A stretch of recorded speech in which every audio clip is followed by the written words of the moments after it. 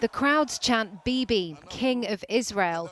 And with some 85% of the ballots counted, it looks like the country's longest-serving leader, Benjamin Netanyahu, has won his crown back.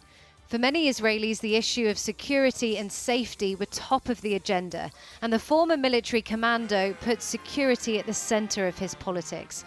A string of street attacks by Palestinians has killed 20 Israelis this year, which has some voters returning to Netanyahu. I'm happy to see the results of the parliamentary seats. People have woken up and seen what's going on in the country, which cannot be ignored. Many see him as Israel's protector, others a ruthless politician who will do anything to stay in power. That's where this guy comes in, far-right politician Itamar Ben-Gvir. Once seen as too extreme, may now play kingmaker in Netanyahu's coalition building. Israel's fifth election in less than 4 years may finally produce a stable government. It'll also produce Israel's most right-wing. Ben-Gvir's Religious Zionism party is set to win the third most seats. The public wishes for leadership that will protect the land of Israel, that will develop the Negev and the Galilee, that will protect our capital, Jerusalem. The ultra-nationalist is known for his anti-Arab rhetoric. And here he is last month, filmed pulling out a gun after being targeted with stones thrown by Palestinians. He was visiting Sheikh Jarrah in occupied East Jerusalem and also called on the police to shoot the stone throwers. After exit polls, Israeli settlers gathered there, shouting insults and throwing stones towards Palestinian areas.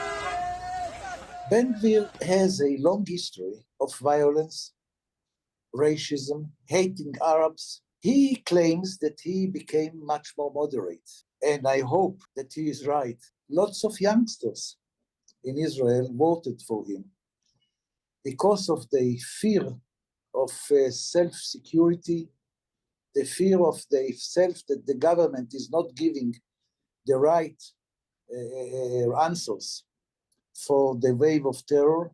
For the Palestinians, life under a Netanyahu government has meant entrenched occupation and more loss of land with settlement expansion. Many fear his return to power will only bring more violence.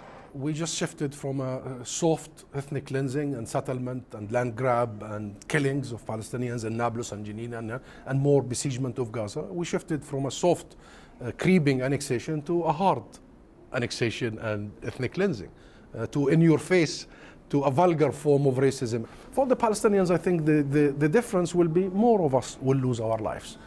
Netanyahu, who's still on trial for corruption, which he denies, is often dubbed the magician by his admirers. He'll now need to play his cards carefully to build a governing coalition that lasts.